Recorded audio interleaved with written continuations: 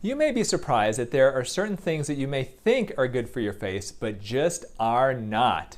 My name is Dr. Anthony, and I'm known as America's Holistic Plastic Surgeon, and I help health-conscious women over 30 look their best by teaching them a holistic approach to health and beauty. And today, I'm going to go over with you my 5 top things that you should never put on your face. And I bet you're going to be surprised at some of the things that I have on my top 5 list of things to avoid on your face. Well, let's start with number 5. It's bar soap. Now, I'm a guy. I've used bar soap to cleanse the skin of my face countless times, like most other men and probably most other women. But bar soap is not good to wash your face with. Bar soap is very drying to your skin, and it often contains sodium lauryl sulfate. Now, this is a substance that causes the soap to lather really well, because we like lathering, don't we? Well, unfortunately, that same lathering substance can really dry your skin. So use bar soap on your body if you want, but keep it away from your face. Well, my number 4 thing you've got to keep away from your face is petroleum jelly. So you may have had it applied by your mother or your grandmother onto your face or your lips, and it was seen and has been seen for a long time as the ultimate natural moisturizer. Well, take a look at what it is. Jelly isn't so bad, but petroleum? It was actually discovered at the bottom of basically petroleum barrels, and this is where it comes from. And this is not good for your skin. It can also clog your pores. It's very occlusive, so if you've got any history of any type of acne, not good to put on your skin. So stay away from petroleum jelly, honestly, over your whole body. There are some natural ones made of beeswax that I would go with instead of petroleum.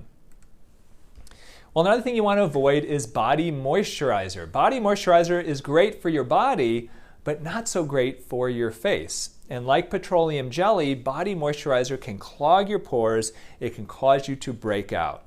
Now, you can go to the store, you can buy body moisturizer in these big bottles for just a few dollars. As long as it doesn't contain harmful ingredients, which unfortunately a lot of them do, then it's not a bad idea to use that for your body. But for your face, stick with a good facial moisturizer. We have one in my line, Yoon Beauty, which is made with natural and organic ingredients, called the Calming Antioxidant Moisturizer. It's a great moisturizer for your face, does not clog your pores, and has antioxidants in it. So use a moisturizer like that, one made for your face, not one made for your body. Well, my number 2 is rubbing alcohol. Now, astringents, you may have heard of that, or toners often contain alcohol in it. And it gives the same feeling as rubbing alcohol on your skin. And that feeling basically is a nice, clean, squeaky clean, colder type of a feel. And it feels good to put it on your skin. But what it does basically is it rubs off all of the oils of your skin. And there are people who have real oily skin, they have acne issues, excess sebum, and they think that using rubbing alcohol or astringents can get rid of that oil.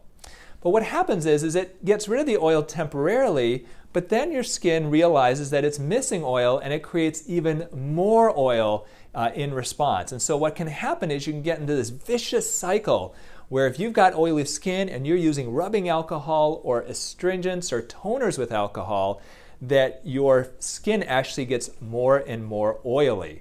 So stay away from it. Interestingly enough, a lot of people who have oily skin do really well with oil cleansing your skin with oils. And that's something that we're going to cover in a different video. So stay away from rubbing alcohol, stay away from astringents and toners that are filled with alcohol as well. So I know you're wondering, what is my number 1 thing that you should avoid putting on your face? And this one's going to be a bit controversial. It is, yes, that. So there are sperm facials that are very popular. People literally sell sperm facials for hundreds and hundreds of dollars. And there is this belief that applying semen or sperm basically to your skin is actually good for it. Well, the reality is probably pretty far from that. People say, well, because it contains antioxidants, it's good for the skin. I mean, marginally, but we really haven't tested just how much antioxidants are in that. The other thing is that people say, well, it contains a lot of protein. Well, meat contains a lot of protein as well, and we don't necessarily apply meat to our skin, do we? And the other thing with semen and sperm basically is that it contains often, well, sometimes, I guess depending on the company that you keep, it can contain sexually transmitted diseases.